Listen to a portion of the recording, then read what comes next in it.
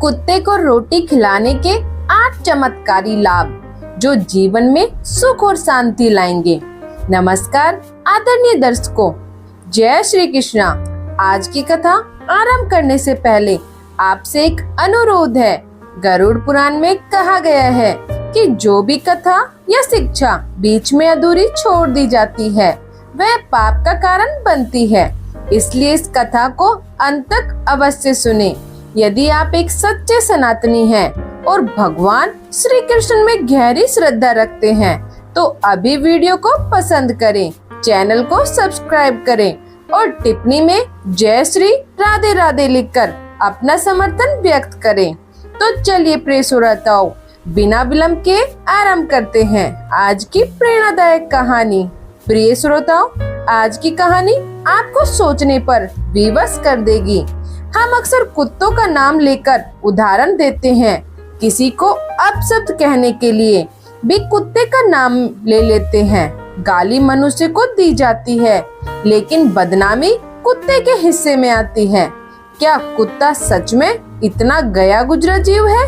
हमने शायद ही कभी यह विचार किया होगा कि जो जीव हमारे द्वार पर भूखा पड़ा है उसे खिलाने पिलाने के बारे में सोचना चाहिए, लेकिन हम उसका नाम गाली के रूप में इस्तेमाल करने में कभी संकोच नहीं करते। आपसे निवेदन है कि 5 मिनट निकालकर इस कहानी को जरूर सुने, शायद ये आपकी सोच को बदल दे। प्रिय दर्शकों, आज मैं आपको एक मूक माँ की पीड़ादायक कहानी सुनाने जा रही हूँ। कृपया ध्यान से सुने, फिर आपको सब समझ में आ जाएगा। यह एक समय की बात है। एक महात्मा अपने आश्रम में कुछ शिष्यों को शिक्षा दे रहे थे। तभी उनका एक शिष्य जिसका नाम सुरेश था वहां पहुंचा। उसने महात्मा को प्रणाम किया और कहा, गुरुदेव, मेरे मन में एक प्रश्न उत्पन्न हुआ है। महात्मा ने कहा, वत्स, बिना झिझक पूछो, तुम्हारे मन में क्या प्रश्न उठ रहा है? तब सुरेश ने कहा, गुरुदेव, मैं जानना चाहता हूँ कि कुत्ते को रोटी का एक टुकड़ा खिलाने से मनुष्य को क्या लाभ मिलता है? तभी महात्मा ने कहा, वत्स, यदि मनुष्य कुत्ते को रोटी खिलाने के 8 लाभ जान ले तो वह कभी दुखी नहीं रहेगा। महात्मा ने बताया कि कुत्ते को रोटी का एक टुकड़ा खिलाने से मनुष्य को 8 लाभ प्राप्त होते हैं। जो भी इन फायदों को समझ जाता है उसका जीवन धन्य हो जाता है और उसे जीवन में कभी कष्टों का सामना नहीं करना पड़ता। महात्मा ने कहा, पृथ्वी लोक पर जो मनुष्य कुत्ते को रोटी का एक टुकड़ा खिलाता है वह 8 विशेष लाभ पाता है। ऐसा व्यक्ति अपने जीवन भर प्रसन्न रहता है और मृत्यु के बाद मोक्ष प्राप्त करता है। फिर महात्मा ने कहा, वत्स, तुम एक कथा सुनाता हो, ध्यान पूर्वक सुनो, फिर तुम्हें सब समझ में आ जाएगा। एक समय की बात है, एक काले रंग का कुत्ता था। वह बेहद ही असहाय और भूखा प्यासा था। वह गांव के प्रत्येक घर में जाकर भोजन मांगता था, लेकिन कोई भी उसे रोटी का एक टुकड़ा तक नहीं देता था। भूख से व्याकुल वह इधर उधर भटकता रहता। एक दिन वह गांव के बाहर नदी के किनारे एक आरसी के आश्रम में पहुंचा। उसने आरसी से कहा, हे मुनिवर, आप मुझे अत्यंत ज्ञानी और करुणाशील प्रतीत होते हैं, इसलिए मैं भूखा प्यासा आपके पास आया हूँ। कृपया मुझे रोटी का एक टुकड़ा दे दें ताकि मैं अपनी भूख शांत कर सकूं। ऋषि ने कहा, हे सन, क्या तुम्हें गांव में कभी रोटी का एक टुकड़ा भी नहीं मिला जिसे खाकर तुम अपनी भूख मिटा सके? कुत्ता बोला, हे मुनिवर, मैं आपको क्या बताऊं, आप मेरी बातों पर विश्वास नहीं करेंगे। ऋषि बोले, तुम बताओ, तुम्हारी बातों पर मैं विश्वास अवश्य करूंगा। तुम्हें देखकर लगता है कि तुम बहुत ही लाचार हो। तब कुत्ता बोला, हे मुनिवर, ठीक है, मैं आपको अपनी व्यथा सुनाता हूँ। क्या तुम्हें गांव में कहीं रोटी का टुकड़ा भी नहीं मिला जिससे तुम अपनी भूख मिटा सको? कुत्ता ऋषि से बोला, हे मुनिवर, मैं आपको क्या बताऊं, आप मेरी बातों पर यकीन नहीं करेंगे। तब ऋषि कहते हैं, तुम निसंकोच अपनी बात कहो, मुझे तुम बहुत ही असहाय प्रतीत हो रहे हो और मैं तुम्हारी बातों पर अवश्य विश्वास करूंगा। कुत्ता कहता है, ठीक है मुनिवर, मैं आपको अपनी दास्तान सुनाता हूँ। कुत्ता ऋषि से कहता है, हे मुनिवर, इस दुनिया के इंसान हम पर रहम करें, हमारा कोई ठिकाना नहीं होता, कोई सहारा नहीं होता, हमें रोजी रोटी कमाना नहीं आता, कपड़े पहनने की समझ भी हमें नहीं है। इस वजह से सर्दी, गर्मी और बारिश में हम ऐसे ही इधर उधर भटकते रहते हैं। पढ़ाई लिखाई का ज्ञान भी हमें नहीं है। मुनिवर, आपकी तरह हम अनुशासन का पालन भी नहीं कर पाते, आपकी तरह हम बोल भी नहीं सकते, ये हमारा दुर्भाग्य है। लेकिन मुनिवर, हमें भी आपकी तरह भूख लगती है, चोट लगने पर हमें भी दर्द महसूस होता है, हमें भी आपकी तरह रोना आता है। बस इन्हीं 3 बातों में हम आपकी बराबरी कर पाते हैं।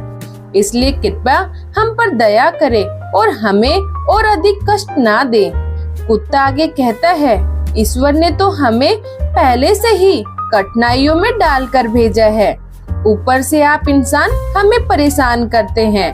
हम आपकी तरह स्वतंत्र नहीं हैं। जब हमारा जन्म हुआ तो हमारे आँख और कान बंद थे, हमें नहीं पता कि आपके जन्म के समय जैसे खुशियाँ मनाई जाती है, गीत गाए जाते हैं और ढोल बजाए जाते हैं, वैसा हमारे जन्म पर भी हुआ होगा या नहीं। कौन हमारे जन्म पर खुशियाँ मनाएगा?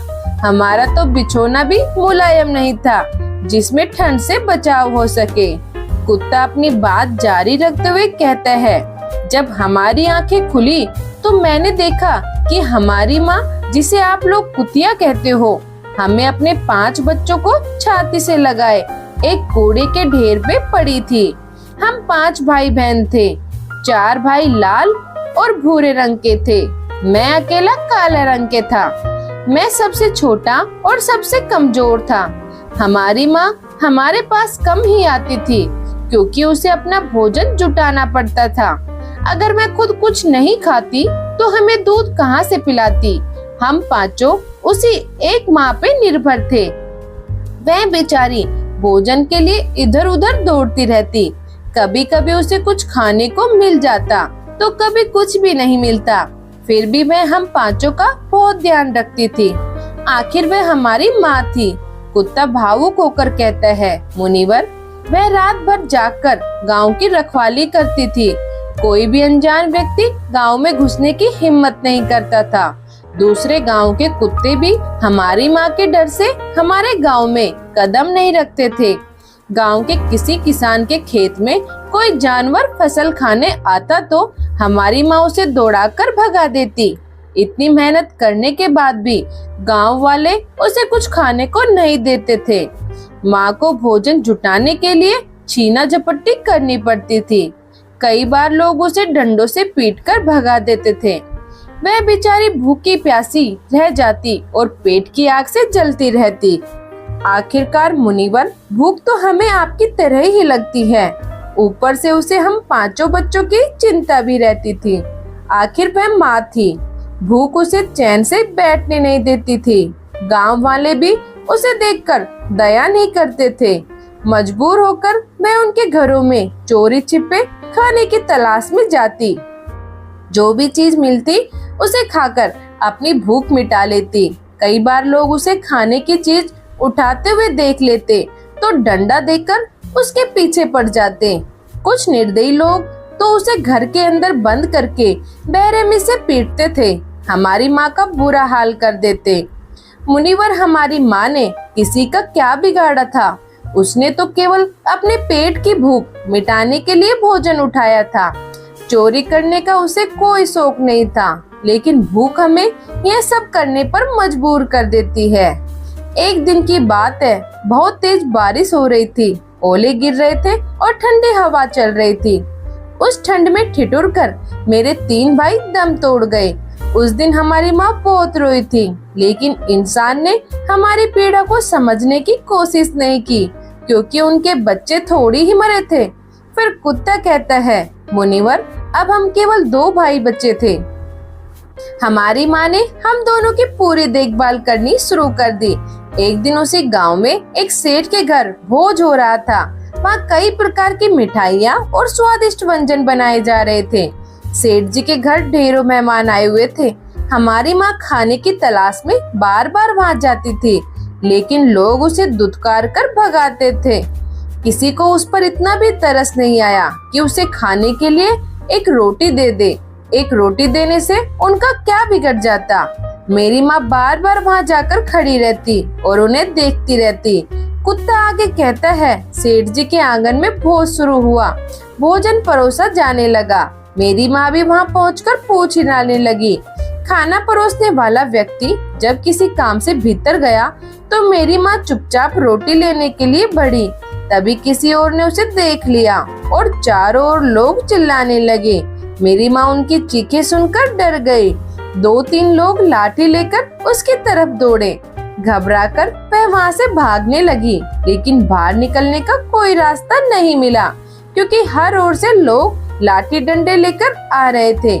तब मेरी माँ वह बैठे लोगों को ऊपर से छलांग लगाकर बाहर निकल गई। फिर कुत्ता कहता है, हे मुनिवर, मेरी माँ भागने के बाद इतनी परेशान नहीं थी जितनी इन लोगों को देखकर हुई, जो दावत में भोजन कर रहे थे। वे सब उठकर खड़े हो गए और खाने से इनकार कर दिया। कहने लगे कि कुतिया के ऊपर से गुजर जाने के कारण भोजन अपवित्र हो गया। जब विचार विमर्श करने लगे कि अब क्या किया जाए, सेठ जी फूट फूट कर रोने लगे। कुछ लोग कहने लगे कि कुतिया के लांघने से खाना खराब कैसे हो सकता है। उसने खाने को छुआ तक नहीं, केवल ऊपर से गुजर गई। कुछ ने कहा कि शहरों में तो लोग कुत्तों को पालते हैं, घर के अंदर सुलाते हैं और उन्हें भोजन भी कराते हैं, इसमें बुरा क्या है। लेकिन वहाँ कुछ बड़े घरानों के लोग भी मौजूद थे। उन्होंने इस बात को नहीं माना और बोले कि खाना अब खाने लायक नहीं रहा। अंततः उन्हीं की बात मानी गई। कुत्ता गहरी सांस लेते हुए कहता है, फिर उस सारा खाना गरीबों में बांट दिया गया। उस दिन मेरी माँ ने खूब पेट भरकर खाना खाया। ऐसा आनंद उसने पहले कभी महसूस नहीं किया था। लेकिन यह खुशी उसके लिए बड़ी मुसीबत बन गई। वह भोजन करके वही आराम से लेटी हुई थी कि तभी सेठ डंडा लेकर आ पहुंचा और उसे बेरहमी से पीटने लगा। उसे भागने का भी कोई मौका नहीं मिला। डंडों की मार से वह बुरी तरह चीखने लगी। माँ का क्रदन सुनकर पत्थर भी पिघल सकता था, लेकिन उस निर्दयी व्यक्ति का दिल नहीं पसीजा। पर उस निर्दयी व्यक्ति को उस पर थोड़ी भी दया नहीं आई। वह लगातार कठोरता से उसे मारता रहा। माँ की करुण पुकार पूरे गांव में गूंज रही थी। तब कुछ लोग वहां आए और सेठ से कहने लगे, सेठ जी, इसे छोड़ दीजिए। भूख में तो इंसान की समझ भी कमजोर हो जाती है। यह तो एक मूक प्राणी है, इसे सही गलत का क्या ज्ञान। अब इसे पीटने से आपको क्या मिलेगा? जो होना था वह हो गया। लोगों के समझाने पर सेठ ने उसे मारना बंद कर दिया। फिर किसी तरह वह हमारी माँ हमारे पास वापस लौटी। माँ ने आकर हमें अपनी सारी आपबीती बताई। हमने सोचा कितना दुखदाई है हमारा जीवन। इंसान एक रोटी के छोटे से टुकड़े के बदले में हमें चोर की तरह पीटता है। कितने निष्ठुर होते हैं वे लोग जो हमारी पीड़ा को समझने की कोशिश भी नहीं करते। कुत्ता कहता है, हे मुनिवर, एक दिन की बात है। गांव के बाहर एक ब्राह्मण रुका हुआ था। उसने अपने भोजन के लिए एक जगह चूल्हा बनवाया और उस पर दाल पकने के लिए रख दी। फिर आटा गूंथकर एक तरफ रख दिया और कुएं से पानी लेने चला गया। इसी दौरान मेरी माँ भटकते हुए वहां पहुंच गई। उसने आटे को देखा और सोचा कि शायद इसका कोई मालिक नहीं है। यही सोचकर उसने उस आटे को खाना शुरू कर दिया। आगे कुत्ता कहता है, उधर ब्राह्मण ने कुएं के पास से देखा कि एक कुतिया उसका आटा खा रही है। यह देखकर वह बहुत उदास हो गया। बेचारा फुट फुट कर रोने लगा, क्योंकि वह खुद भी 2 दिनों से भूखा और थका हुआ था। कुछ लोग उसे छेड़ते हुए कहने लगे, अरे ब्राह्मण देवता, इस कुतिया ने तुम्हारा आटा भी खराब कर दिया। कल तो इसने सेठ जी की पूरी रसोई का सत्यानाश कर दिया था। ब्राह्मण दुखी होकर बोला, मुझे क्या पता था कि यह दुष्ट कुतिया मेरे आटे पर निगाहें लगाए बैठी है। फिर उसने गुस्से में आकर बिना कुछ सोचे समझे लाठी उठाई और उस कुतिया पर टूट पड़ा। मेरी माँ तो उस आटे को ढंग से खा भी नहीं पाई थी कि उस पर लाठियां बरसाने लगी। कई महीनों तक वह लगड़ाते हुए इधर उधर भटकती रही। उस दिन हमें यह समझ में आया कि इंसान कितना स्वार्थी है।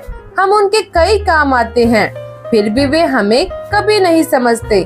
कुत्ता आगे कहता है, हे मुनिवर, हमारी सबसे बड़ी कमी यह है कि हम उन्हीं स्वार्थी इंसानों पर निर्भर रहना चाहते हैं जो हमें कष्ट पहुंचाते हैं, लेकिन जो हमें प्रेम से खाना खिलाता है हम उसके कितने ही काम आते हैं, उनके घरों की रखवाली करते हैं और भी कई फायदे देते हैं जिनके बारे में इंसान को शायद पता ही नहीं। महात्मा ने कहा, यदि मनुष्य कुत्ते को रोटी खिलाने के लाभ जान ले तो वह अपने जीवन में होने वाले नुकसान से बच सकता है।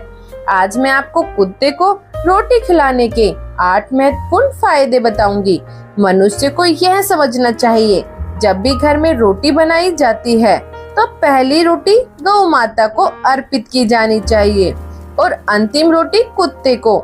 यह भगवान का नियम था जिसे उन्होंने मानव कल्याण के लिए बनाया था, लेकिन आजकल मनुष्य उस नियम को भूल गया है।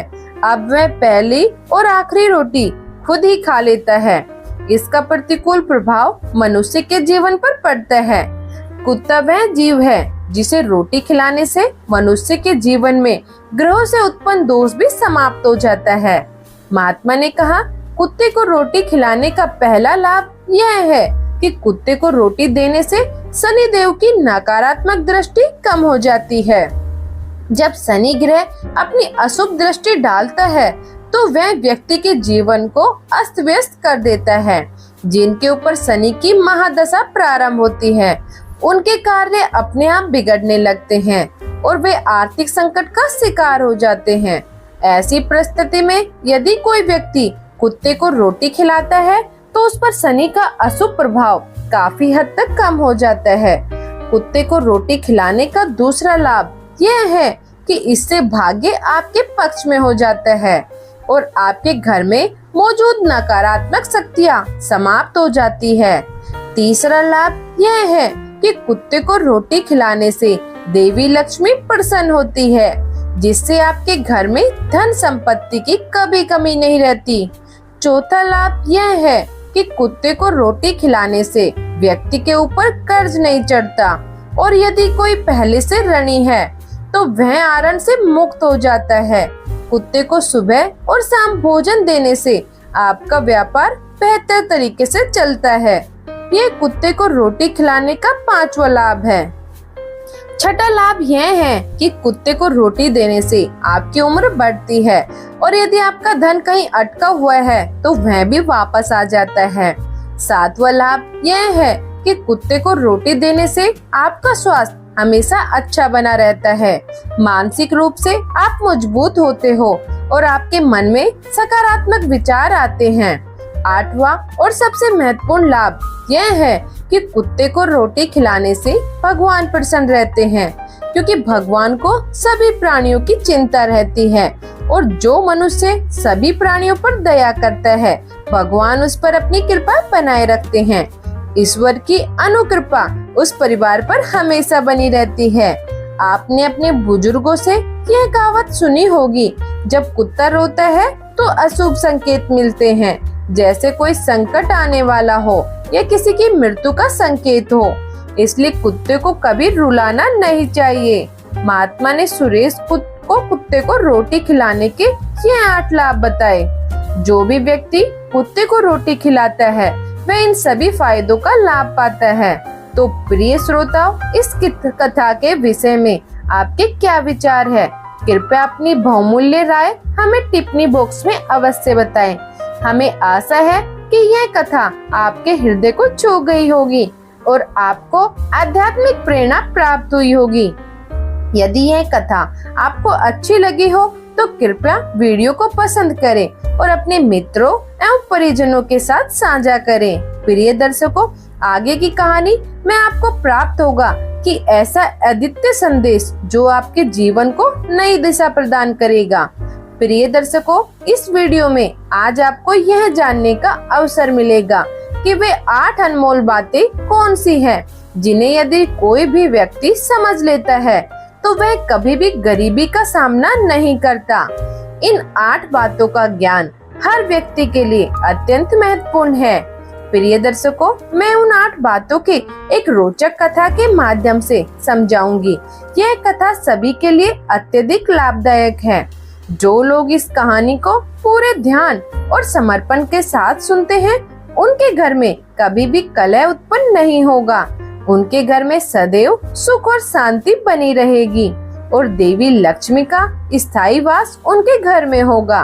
तो हमारे इस चैनल को सब्सक्राइब अवश्य करें ताकि आने वाले सभी वीडियो की सूचनाएं सबसे पहले आपको मिले। आपने सुना होगा कि जिस घर में निरंतर झगड़े और विवाद होते हैं, वहाँ कभी भी समृद्धि नहीं आती।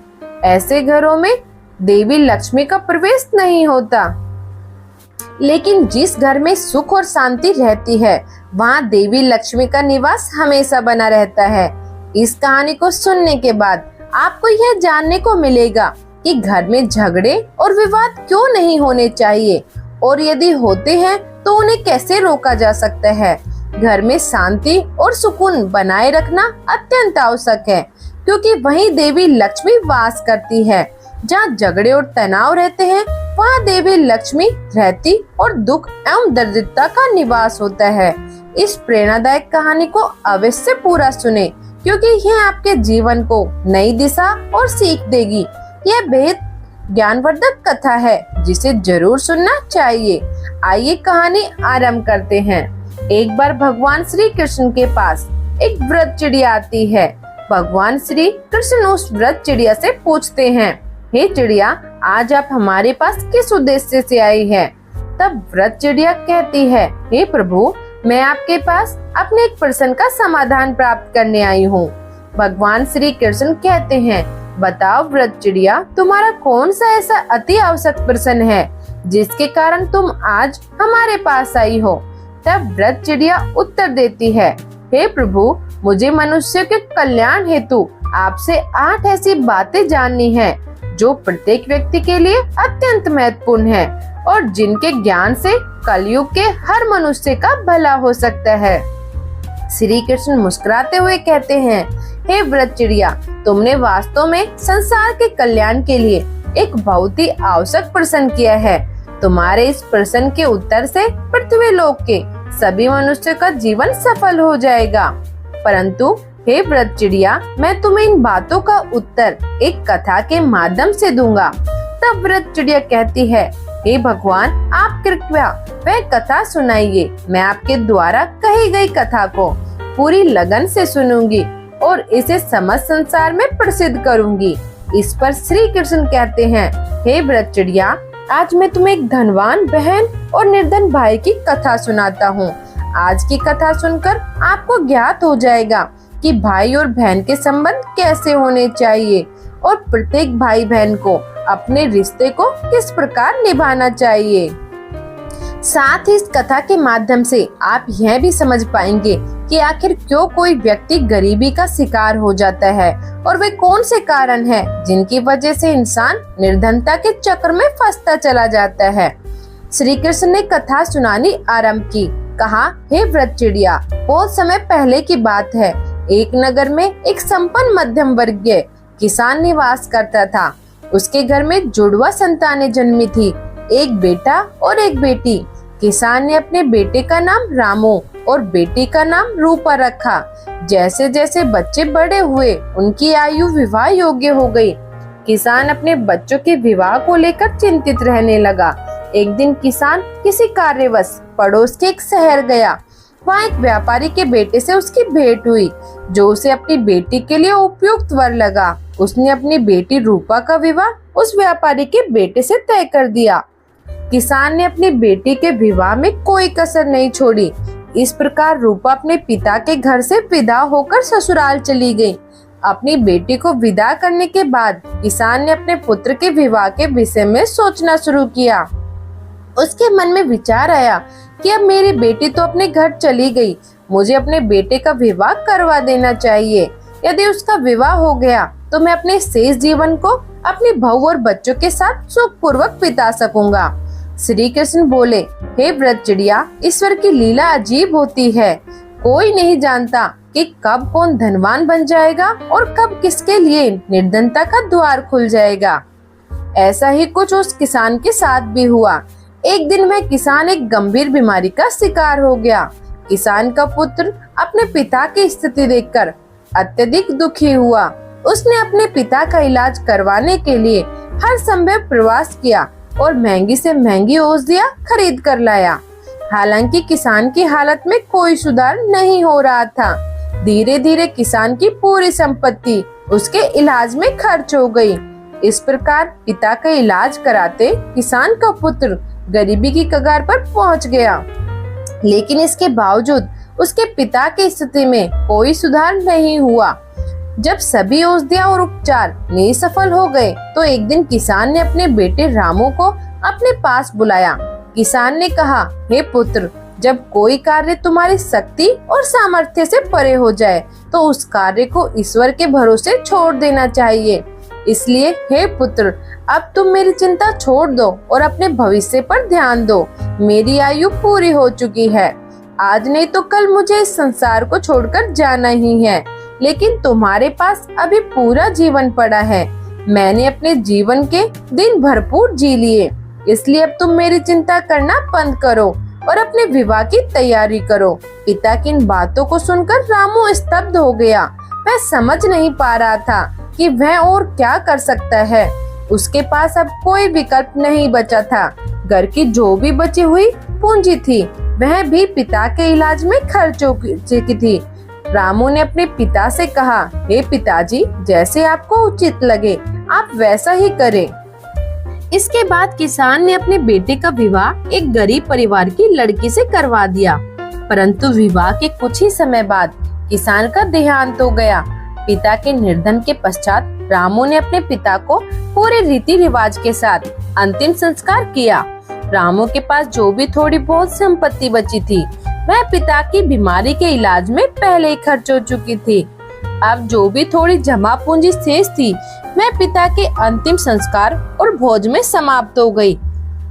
इस प्रकार रामू भी अधिक निर्धन हो गया। प्रिय दर्शकों, जब रामू पूरी तरह से कंगाल हो गया तो वह अपनी पत्नी के साथ गांव के बाहर एक झोपड़ी बनाकर रहने लगा।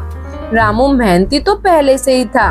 अब वह दूसरों को खेतों में मेहनत मजदूरी करके अपना और अपनी पत्नी का भरण पोषण करने लगा। वहीं रामू की बहन रूपा, जिसका विवाह एक संपन्न व्यापारी के परिवार में हुआ था, जब अपने भाई की दयनीय स्थिति के बारे में सुनती है तो अपने गरीब भाई से घृणा करने लगती है। श्री कृष्ण कहते हैं, बूढ़ी चिड़िया, कलयुग में हर व्यक्ति धन का लोभी होता है। रूपा भी धन के कारण अपने भाई रामू से दूर हो गई। उसने मन ही मन सोचा, मेरा भाई अब पूरी तरह कंगाल हो चुका है। उसका घर और जमीन सब बिक चुका है। अब उसके पास एक फूटी कौड़ी भी नहीं बची है। यदि वह इस हालत में मेरे ससुराल आता है तो मेरी देवरानी और जेठानियाँ मेरा उपहास करेगी और मुझे ताने देगी कि तेरे मायके वाले तो बिल्कुल ही निर्धन है। इससे मेरे ससुराल में मेरी बड़ी बदनामी हो जाएगी। इसी कारण रूपा ने अपने सगे भाई से नाता तोड़ लिया। वह इतनी कठोर हो गई कि ना तो अपने भाई को अपने ससुराल बुलाती थी और ना ही कभी उससे मिलने उसके घर जाती थी। रामू को धीरे धीरे यह बात समझ में आ गई कि उसकी वह प्यारी मुस्कान वाली बहन, जो कभी उससे बहुत स्नेह करती थी, अब उससे क्यों नफरत करने लगी है। इस कारण रामू भी कभी अपनी बहन के ससुराल नहीं जाता।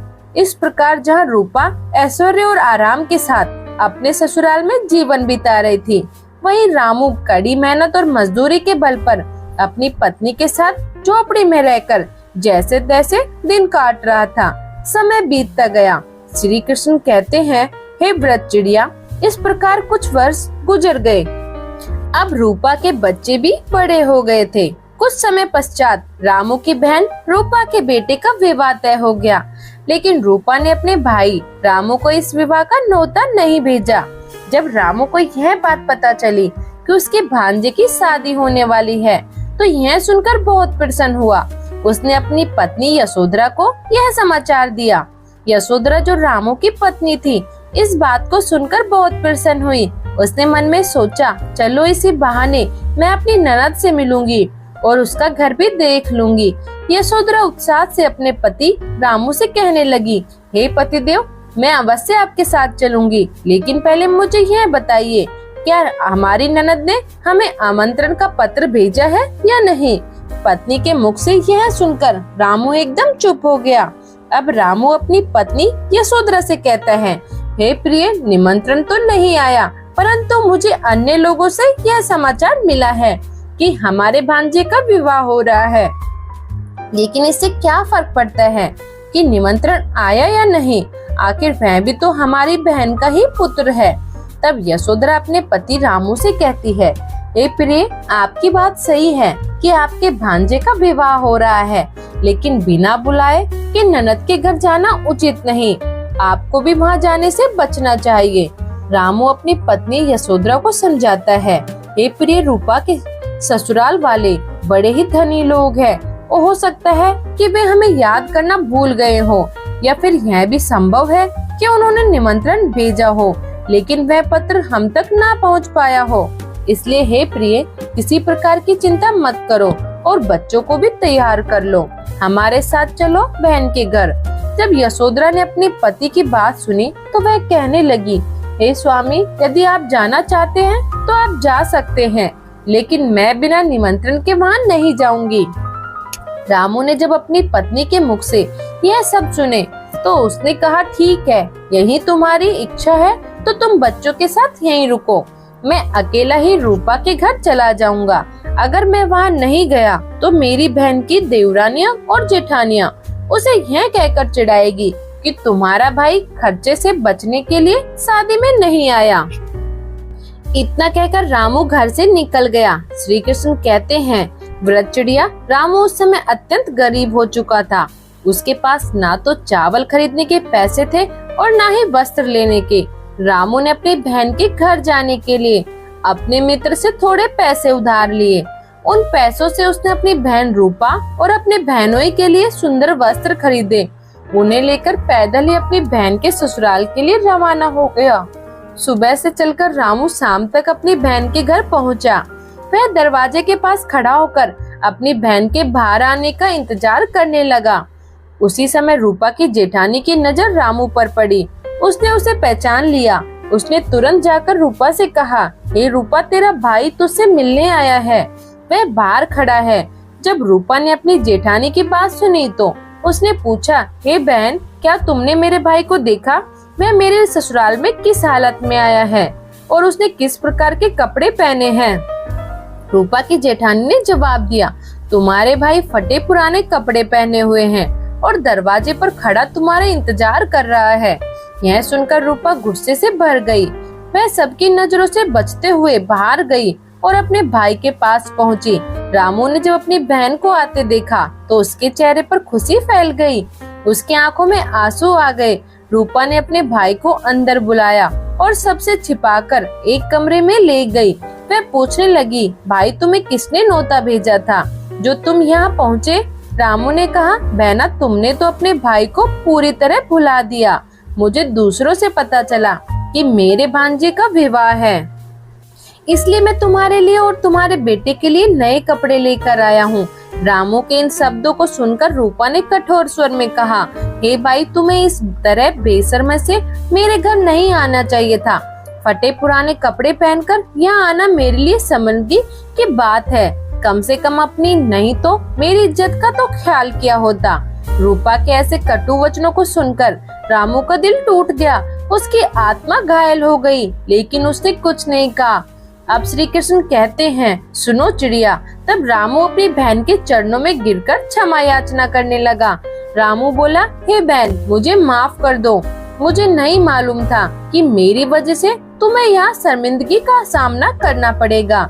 मेरे उद्देश्य हमेशा यही रहा कि तुम्हारा मान सम्मान बना रहे और तुम्हारे देवरानी और जेठानियाँ तुम्हें किसी प्रकार के उलाने न दे। इसी कारण मैंने तुम्हारे लिए और तुम्हारे परिवार के लिए वस्त्र लाए थे। अगर मुझे पहले से यह अंदाजा होता कि मेरा आना तुम्हें इतना बुरा लगेगा तो मैं तुम्हारे दरवाजे पर कदम भी नहीं रखता। मैं तो यह सोचकर आया था कि मेरे भांजे का विवाह है और यदि मैं इसमें शामिल नहीं हुआ तो लोग तुम्हें ताना देंगे। रामू की यह बातें सुनकर रूपा का गुस्सा थोड़ा शांत हुआ। उसने कहा, ठीक है भाई, जब तुम आ ही गए हो तो मेरी एक बात ध्यान से सुन लो। जब तक मेरे बेटे की शादी पूरी न हो जाए तब तक तुम इस स्थान से बाहर मत निकलना और भूलकर भी इस कमरे से बाहर कदम मत रखना, वरना लोग कहेंगे कि रूपा का भाई तो भिखारी है। जब सभी मेहमानों का खाना बन जाएगा तो मैं तुम्हारे लिए भोजन यहाँ भिजवा दूंगी। तुम भोजन कर लेना और चुपचाप पिछले दरवाजे से अपने घर वापस चले जाना। रामू ने कहा, ठीक है बहन, मैं आज ही रात को तुम्हारे घर से निकल जाऊंगा, लेकिन मेरी एक विनती है। मैं तुम्हारे और जीजाजी के लिए जो वस्त्र लाया हूँ, कृपया उन्हें रख लो। मैंने ये बड़े प्रेम से तुम्हारे लिए खरीदे हैं। रूपा ने कपड़े लेकर कमरे के बाहर चली गई और जाते जाते दरवाजे की कुंडी बाहर से बंद कर दी। रामू उस कमरे में बैठकर अपनी बहन के लौटने का इंतजार करता है। श्री कृष्ण कहते हैं, हे चिड़िया, इधर रामू यह सोचकर बैठा था कि बहन भोजन लेकर आएगी और आज उसे स्वादिष्ट भोजन खाने को मिलेगा, परंतु उसे क्या पता था कि उसकी स्वार्थी बहन उसे कमरे में बंद करके अपने घरेलू कार्यों में व्यस्त हो चुकी थी और अपने भाई को पूरी तरह भूल गई थी। रूपा शादी की तैयारियों में इतनी व्यस्त हो गई कि उसे यह याद ही नहीं रहा कि उसका भाई कमरे में बंद है और उसका इंतजार कर रहा है। समय बीतता गया और भूख प्यास के कारण रामू की स्थिति बिगड़ने लगी। वह अपनी बहन को पुकारने लगा, लेकिन उसकी आवाज कोई नहीं सुन सका। रूपा का घर बहुत बड़ा था और रामू को एक सुदूर कोने में कमरे में बंद किया गया था, जहाँ कोई आता जाता नहीं था। इस प्रकार रामू को कमरे में पड़े हुए 2 दिन बीत गए। श्री कृष्ण कहते हैं, हे चिड़िया, उन 2 दिनों के दौरान रामू को अपनी पत्नी और बच्चों की याद आने लगी। मैं सोचने लगा, यदि यहाँ कोई मेरी सुध लेने नहीं आया तो मैं भूखा प्यासा मर जाऊंगा। अगर मेरी मृत्यु हो गई तो मेरी पत्नी और बच्चों का क्या होगा? मेरी अनुपस्थिति में वे अपना जीवन कैसे व्यतीत करेंगे? यही सब सोचते सोचते और कमजोरी के कारण रामू अचेत होने लगा। तभी किसी कार्यवश रूपा की जेठानी उस कमरे के पास से गुजरी। जब रामू ने किसी के आने की आहट सुनी तो उसने अपनी पूरी ताकत से दरवाजे को पीटना शुरू कर दिया। उसकी आवाज सुनकर रूपा की जेठानी ने दरवाजा खोला। अंदर रामू को देखकर वह चौंक गई और उससे पूछा, हे भाई, तुम्हें इस कमरे में किसने बंद किया?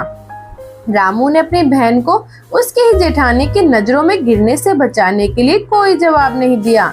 जब जेठानी ने फिर से पूछा तो रामू ने झूठ बोलते हुए कहा, मैं यहाँ आराम कर रहा था। किसी ने गलती से दरवाजे की कुंडी बाहर से बंद कर दी। बहन, अगर तुम आज नहीं आती तो शायद मेरे प्राण चले जाते। यह कहने के बाद रामू बिना किसी को बताए घर के पिछले दरवाजे से चुपचाप निकल गया।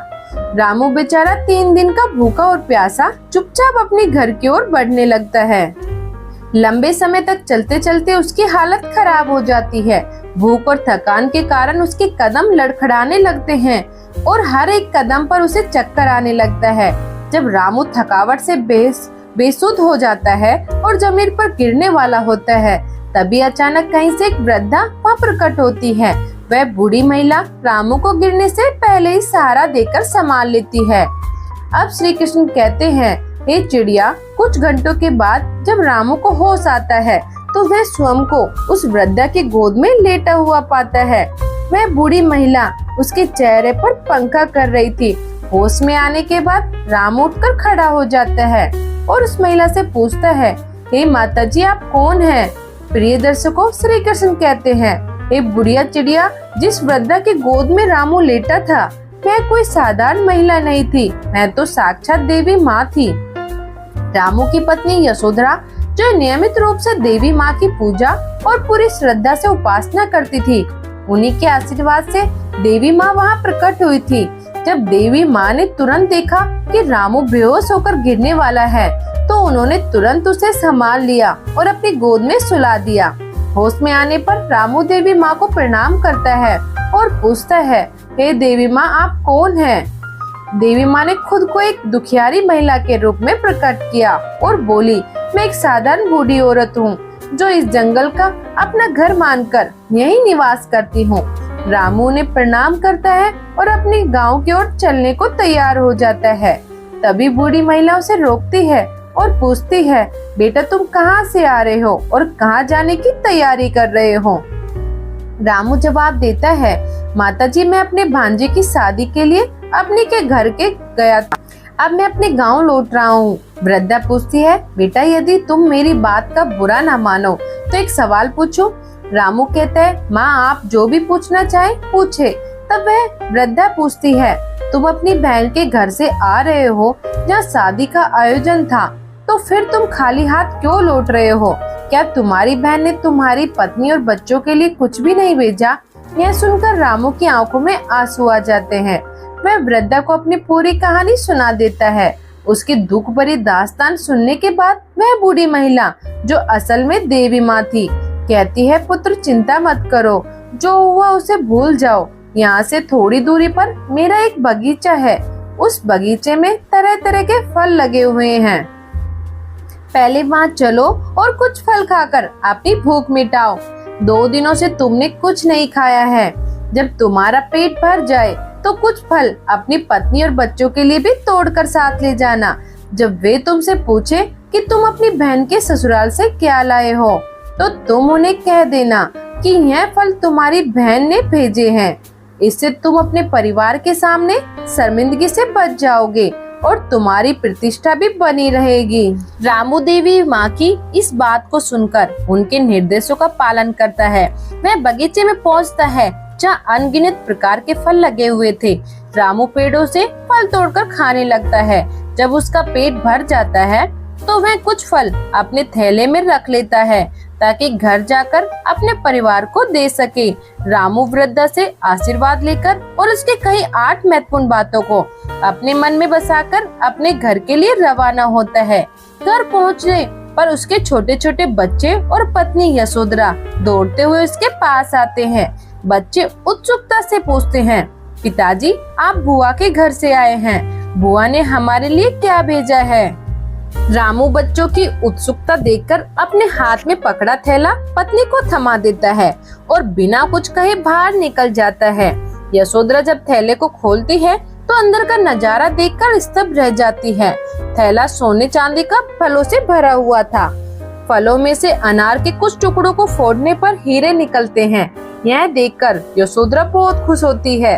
वह दौड़ती हुई रामू के पास जाती है और कहती है, प्रिय आप शादी में गए थे, आखिर आप यहाँ क्या लेकर आए हैं? रामू पत्नी की इस प्रतिक्रिया को देखकर सोचने लगती है कि शायद फलों को देखकर परिवार के सदस्य कुछ नहीं हैं।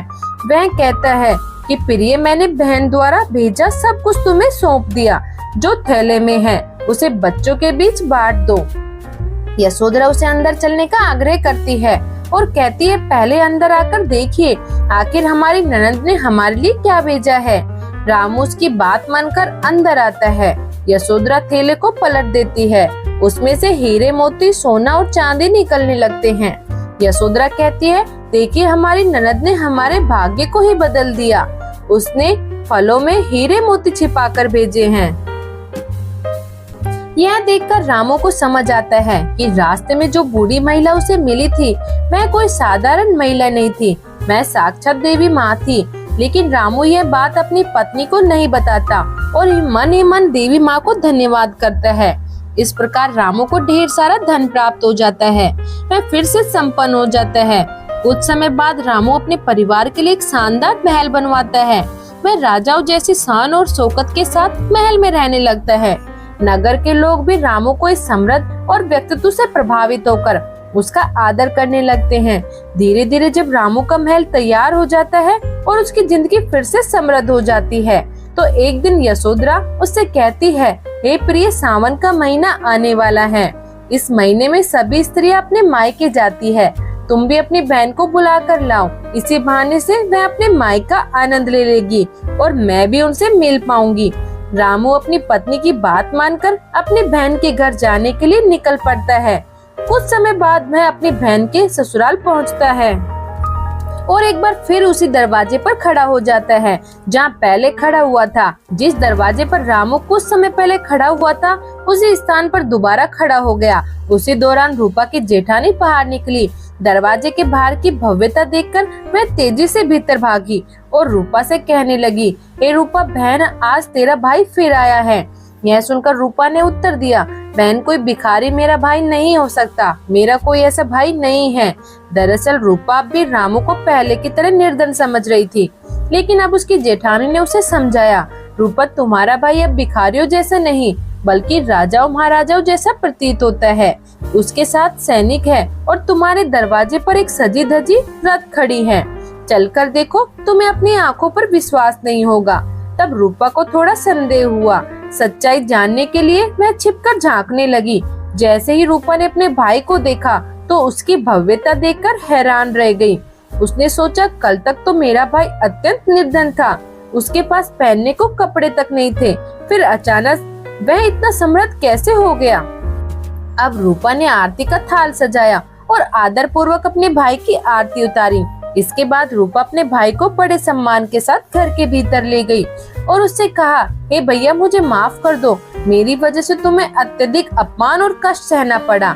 अपनी बहन के यह सब सुनकर रामू ने मुस्कुराते हुए कहा, बहन, कोई बात नहीं, वह समय कठिनाई का था, तुम्हारी गलतियों को मैंने पहले ही क्षमा कर दिया था। अब इन बातों को छोड़ो और मेरे साथ चलने की तैयारी करो। तुम्हारी भाभी ने तुम्हारे बुलाने के लिए मुझे भेजा है। यह सुनकर रूपा प्रसन्न हो गई और अपने भाई के साथ चलने को तैयार हो गई। जब रूपा अपने भाई के रथ में बैठकर उसके घर पहुंची तो रामू की भव्यता देखकर वह दंग रह गई। उसने एक विशाल महल देखा जिसमें कई नौकर चाकर काम कर रहे थे और अन्न के भंडार भरे हुए थे। यह सब देखकर रूपा स्तब्ध रह गई। महल पहुंचने के बाद रामू की पत्नी यशोधरा ने अपनी ननद का बड़े ही प्रेम से स्वागत किया। उसने रूपा की 7 दिनों तक पूरी सेवा की और उसकी हर जरूरत का ख्याल रखा।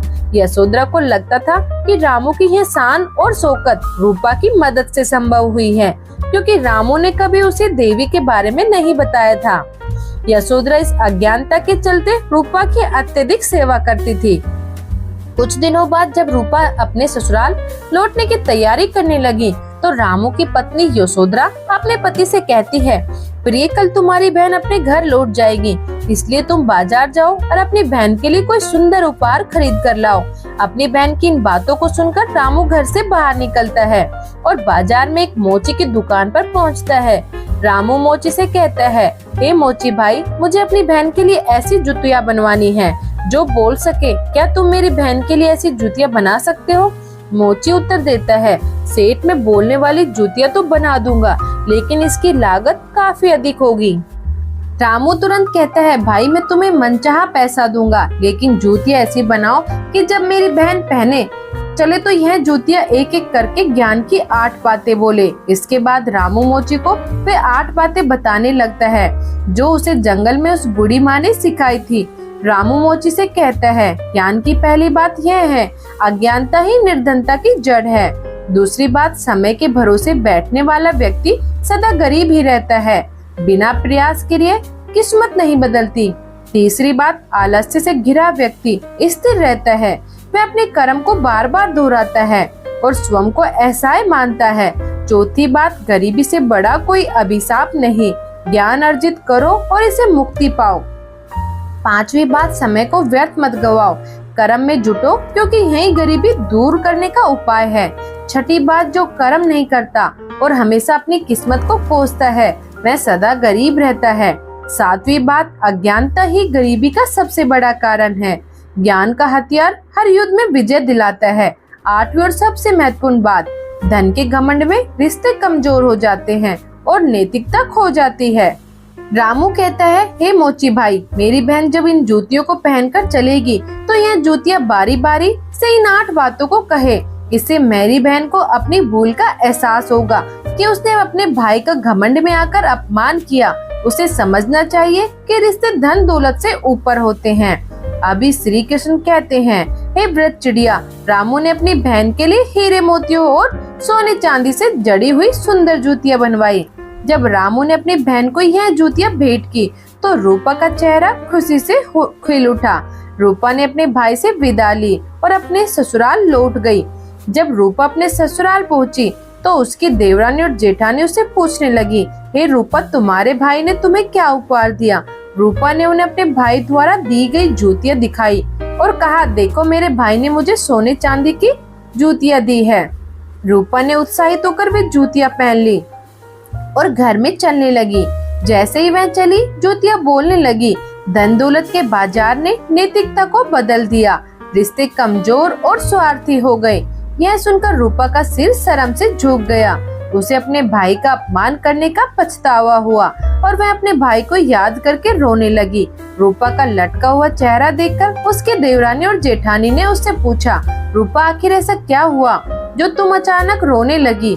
तो रूपा अपनी देवरानी और जेठानी को पूरी घटना बताती है और कहती है, हे बहन, मैंने पैसों के घमंड में आकर अपने भाई को कितना कुछ सुनाया था।